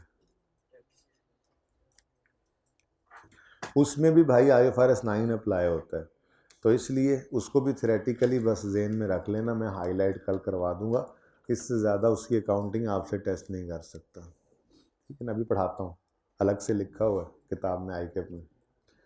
ये तो इंटरेस्ट, वो इंटरेस्ट फ्री लोन देख लिया था, ये इंटरेस्ट एट मार्केट रेट भी देख लिया है। अब इन दोनों के दरमियानी चीज़ भी हो सकती है, इंटरेस्ट मार्केट रेट में और हो और गवर्नमेंट थोड़ा सा कम रेट पे दे, तो ये भी एक सब्सिडी है गवर्नमेंट की तरफ से, तो इसकी क्या ट्रीटमेंट है ये पढ़ते हैं। ये समझ आ गया, ये समझ आ गया। इंडस फार्मा, ये loans with below interest rate, the benefit of a government loan at a below market rate of interest is treated as a government grant. जाहिर सी बात है, आप बाहर से 15% पे लोन मिल रहा है, गवर्नमेंट ने आपको 5% पे दे दिया, तो 10% का फ़ायदा तो आपको हो गया ना गवर्नमेंट, तो ये गवर्नमेंट ग्रांट ट्रीट किया जाता है। The loan shall be recorded measure as per IFRS 9, ये तो पहले ही पढ़ चुके हैं कि ये वाला लोन IFRS 9 के अंडर मईयर होगा। The benefit of below market rate of interest shall be measured at the difference between cash receipt under government loan and fair value of liability. The benefit will be accounted for. ये मुझे समझ नहीं आ रहा, ये शायद ये line ना, ये लाइन मुझे कंफर्म करने दो कि ये किस तरह से यहाँ पे आ गई है, इसको मैं करेक्ट करा लूँगा। ठीक है ना, और the entity shall consider the condition obligation to meet when identifying cost which the benefit of loan is intended to compensate. देखो जी, वो ये कह रहे हैं, इसकी कोई एग्जांपल भी ICAP ने नहीं दी हुई, ठीक है, क्योंकि ये थोड़ा सा बस थ्योरेटिकली आपको जहन में रखना है। बहरहाल मैं कोशिश करूँगा किसी वक्त कोई एग्जांपल बन गई तो इसकी भी बना के दे दूंगा, जैसे ऊपर वाले की भी कोई एग्जांपल ICAP ने नहीं दी हुई थी, और ये एग्जांपल मैंने ग्रिपिंग से ढूंढी थी, इसको भी देख लेता हूँ, ठीक है ना। ओके, क्या कह रहे हैं कि अगर गवर्नमेंट कोई मार्केट रेट से कम रेट के ऊपर इंटरेस्ट कम इंटरेस्ट रेट के ऊपर लोन दे दे, तो ये भी ट्रीट किया जाता है एज आ गवर्नमेंट ग्रांट। लोन को तो IFRS 9 के तहत आपने ट्रीट करना है, फॉरगिवेबल लोन नहीं है, लोन पूरा है, इंटरेस्ट रेट जो है वो मार्केट से कम है। पीछे जाओगे दोनों, किधर ही बैठना है।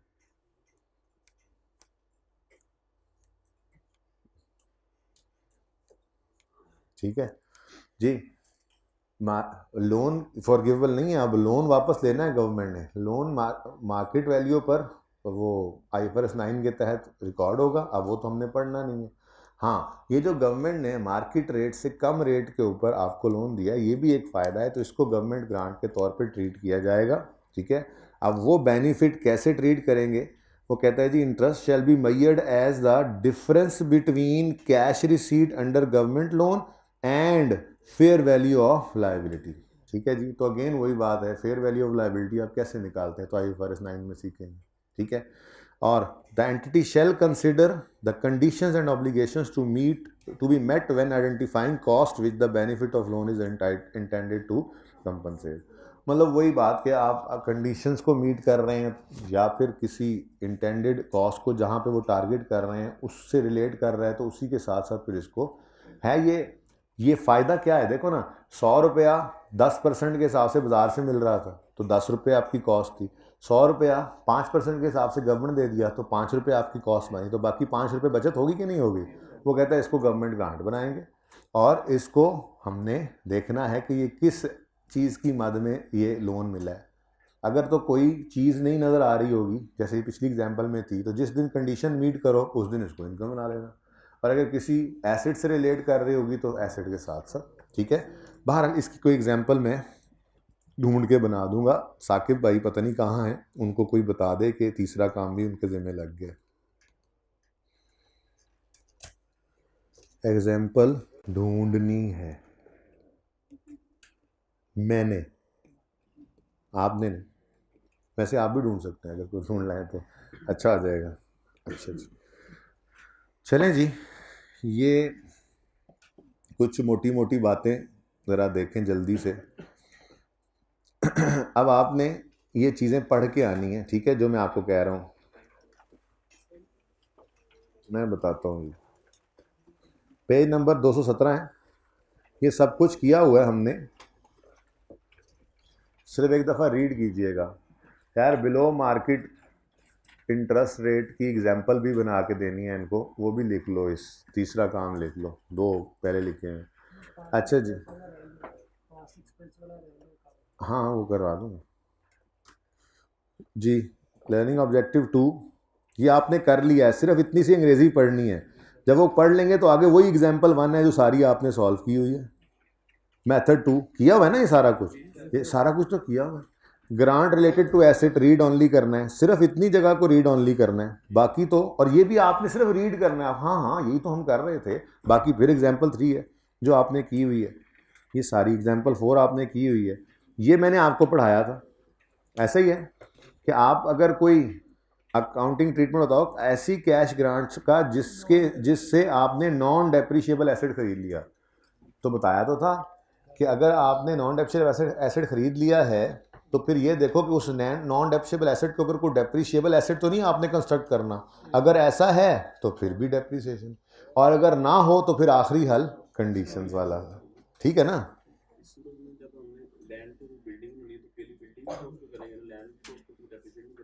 जी लैंड डेप्रिशिएट नहीं होता। बैल वाले सवाल के सोल्यूशन ओपन करके देखो अपने रजिस्टर में, लैंड 100 पे था, 100 पे ही था, ठीक है, वो नहीं बदलेगा, लेकिन उसकी रेटेड ग्रांट जो थी वो कम हुई थी अगले साल और वो बिल्डिंग की मद में हुई थी, ठीक है। जो बात भी करोगे मैं बैल वाले सवाल पे लेके जाऊंगा, वो इतना कम्प्रीहेंसिव क्वेश्चन था, उसमें हर चीज़ ही थी, बस इंटरेस्ट फ्री लोन था वो हमने इंटरेस्ट रेट देख लिया है, ठीक है ना। ऐसे को 2-4 छोटी छोटी बातें शायद रह गई स्टैंडर्ड में, वरना उन्हें माफ़ की नहीं दी थी, उनने हर तरफ से घुमा घुमा के भिगो के मारी थी, ठीक है। अच्छा, नॉन मॉनिटरी ग्रांट्स कर चुके हैं जी, इसको रीड ऑनली करते जाना है आपने, एक नज़र सारे से, ये देखें ये एंट्रीज हमने की थी, भाई ने मिटा भी दी दूसरी क्लास के लिए, ये एग्जाम्पल 5 की थी ना हमने, बोलो। अच्छा, उसके बाद इसको रीड करें और ट्राई करें लेक्चर नोट्स का क्वेश्चन। पता नहीं इसमें क्या होना है, रीड करने से क्या हर्ज पड़ता है। वो कहता है जी कि इकट्ठी 2-3 ग्रांट्स मिल जाएं तो क्या करना है, वो अलग अलग जैसे करते थे वही करेंगे, ट्राई करने में तो कोई हर्ज नहीं है ना। तो क्वेश्चन नंबर 8 और 9 दोनों ही कर लीजिएगा आज होमवर्क में, क्वेश्चन नंबर 8 और क्वेश्चन नंबर 9, ठीक है। साथ में आपने इसको रीड करना है, हाँ। लेकिन ये मुझे लगता है कि इसके ऊपर मुझे 5 से 7 मिनट कल लगाने पड़ेंगे। अच्छा, रीपेमेंट ऑफ गवर्नमेंट ग्रांट हम कर चुके हैं, सिर्फ रीड ऑनली करना है इसको। आगे आएंगे तो वही एग्जांपल्स हैं जो आप कल करके आए हैं और आज हमने डिस्कस भी कर लिए हैं, ये देखो सारा कुछ वही चल रहा है। डिस्क्लोजर्स मैं बताता हूँ, ये अभी पेंडिंग है मेरी तरफ से।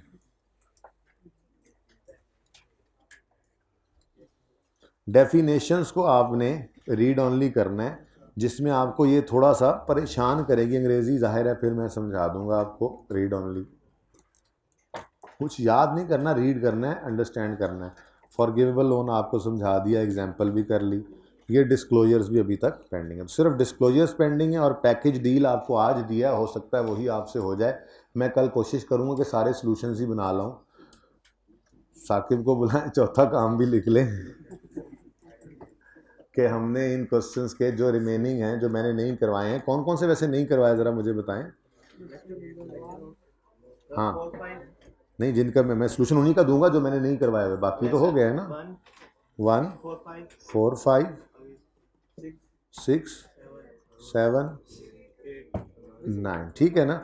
अच्छा, अब जो बीच में मैंने करवा दिए हैं उनके सोल्यूशन फिर मैंने आपसे लेने हैं। कोई अच्छा सा मुझे रजिस्टर दें ताकि सब एक जगह कंपाइल करके आपको भी कॉपी दे दूं और अगली बार के लिए भी उसको बुक में भी डाल देंगे। ये ऐसे ही चीज़ें चेंज होती हैं ना हर दफ़ा। अच्छा जी आ जाएं जी, MCQs को नज़र डाल लें। इसको, इस टेबल को आप फ़िलहाल इसको काट दें जी। इसमें ना कुछ मिस्टेक्स हुई हैं, बस इसको आप 227 नंबर सफ़े को, 3 चीज़ें वही जो आपने पढ़ी हुई हैं, कोई ऐसी चीज़ नहीं है, लेकिन इसके अंदर ना कुछ मिस्टेक्स हैं, रेफरेंस नंबर कुछ इन्होंने गलत किए हैं, इसलिए इसको ना बिल्कुल कंफ्यूज करेगा। इसको काट दें आप, पेज 227 बिल्कुल काट दें आप, लेकिन जुल्म की तरह से काट दें। ठीक है जी, काट दें इसको, काट दें। इससे ऐसा कोई मैं आपको बना के सफ़े पे दे दूंगा अगर टाइम मिला तो, वैसे ज़रूरत नहीं पड़ेगी आपको। ओके भैया, टेबल पूरे चैप्टर में एक ही जगह है, 227 सफ़े पे। चलें जी,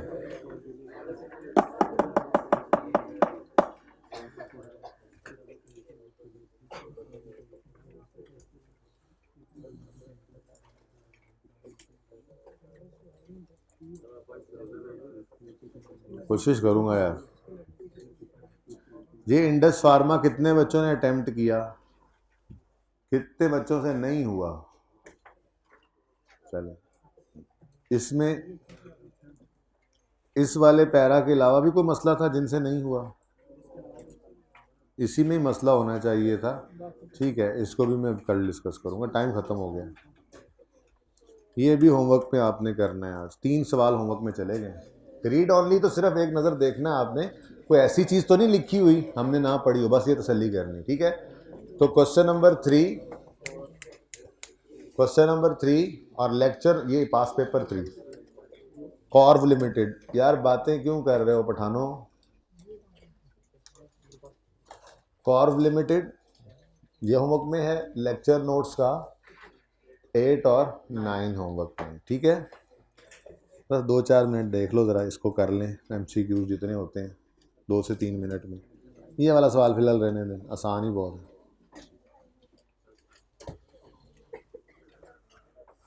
जी, किस क्वेश्चन में मसला आया? कितने बच्चों ने सारे किए MCQ? अच्छा चलें, मेरे ख्याल में इस तरह 1 में मसला आया किसी को, 2 में, ये तो अभी मैं आज कर रहा हूँ ना, टाइम कम है, कल मैं फिर हो सकता है क्विकली जो है ना इनको गो थ्रू करूँ, तो मेरे जैसे को बैठे होते हैं डर से, वो बोलते नहीं हैं, इसलिए। जी सुने प्लीज़, 1 में कोई मसला आया, 2 में, 3 में,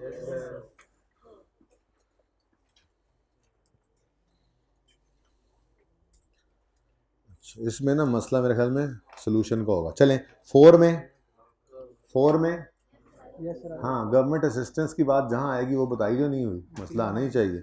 अच्छा 5 में, 6 में, 7, माशा, 8 किसी एक को भी यस है तो बताएं ना, है मसला? कोई बात नहीं है मसला बेटा, नहीं यार उसको लग रहा है मसला है। 9, 10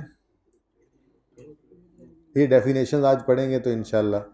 बहरहाल 11, 12 ये बहुत अच्छे MCQs हैं जिनमें मसला है, क्योंकि ये छोटे छोटे हैं। ठीक है, तो टाइम ख़त्म हो गया, मैं सारे ही डिस्कस कर लूँगा, सुन लें ये जाते जाते। 8 को देखें, जाते जाते 8 को देखें। If a government grant must be repaid then it is an error,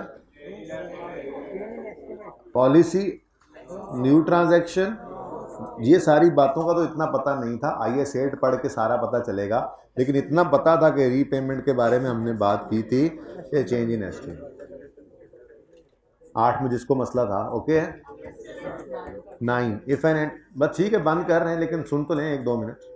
if an entity receives a non monetary asset as grant, this is accounted for at market value, कोई जिक्र नहीं था, एनआरवी नहीं, प्रेजेंट वैल्यू नहीं। अच्छा बात सुनो, 2 options थे, एक नॉमिनल दूसरा फेयर, तो इसका मतलब नॉमिनल में नहीं लिखा हुआ, फेयर वैल्यू लिखा हुआ है, तो फिर फेयर वैल्यू लेंगे। Which of the following is not covered by IAS 20 government grant? Subsidised loan हमने पढ़ लिया, फॉरगिवेबल लोन भी पढ़ लिया। सब्सिडाइज लोन कहते हैं लो इंटरेस्ट वाला, आज पढ़ा है ना, ठीक है, लो इंटरेस्ट रेट वाला लोन, ठीक है। एम्प्लॉयमेंट ग्रांट्स, हाँ कितने सवाल देखे, वो कहता था इतने बंदे रख लो हम आपको सैलरीज की मद में, ठीक है, तो ये सब तो थे। टैक्स ब्रेक्स, इसका मतलब ये ना ओवरऑल टैक्स ब्रेक ना सारे सबके लिए ही हो जाती है ना, सारे सेक्टर को जी ये टैक्स माफ है, तो फिर कहते हैं कि ये एज अ होल जब काम चला जाता है तो फिर इसको गवर्नमेंट ग्रांट हम नहीं कहते, कोई स्पेसिफिक नहीं है, तो जनरल पब्लिक के लिए। ये डेफिनेशन आप पढ़ेंगे ना तो बहुत सारी बेहतरी आज आप वैसे ही फील करेंगे चीज़ों में, ठीक है। जो क्वेश्चन होंगे वो मुझसे आपने कल करने हैं। अच्छा जी 11, which of the following is not correct treatment of government grants related to an asset? Government grant related to asset को डेफर्ड इनकम बना सकते हैं, yes. Credit to income in period, no, नहीं। एसेट रिलेटेड ग्रांट जिस period में receive वो income बनाते हैं, no. Deduct the grant from carrying amount of asset, ये दोनों ऑप्शंस थे। नन ऑफ अबव, हद हो गई यार, तो जरूरी नहीं है एक ऑप्शन हो, 2 भी हो सकते हैं, ए और सी करेक्ट। ओके सॉरी मैं भूल गया यार, माजरत, बी और डी। उन्होंने कहा था नॉट अ करेक्ट ट्रीटमेंट, और अगर लिख देते द करेक्ट ट्रीटमेंट तो which of the following is not a correct, फिर not correct treatment of government grant related to income. Present as other income करते हैं, डिडक्ट फ्रॉम रियल एक्सपेंस करते हैं, डिडक्ट फ्रॉम कॉस्ट, एसिड कहाँ से आ गया, तो कौन सा सही ट्रीटमेंट, सही नहीं है, नानो अबव भी सही नहीं है। खैर वैसे आप सिर्फ सी भी लेते। अच्छा जी, उसके बाद कुछ क्लास ख़त्म करते हैं, सर आ गए हैं तो होमवर्क आपको बता दिया, ज़िंदगी रही तो कल होगी मुलाकात। अल्लाह हाफ़िज़।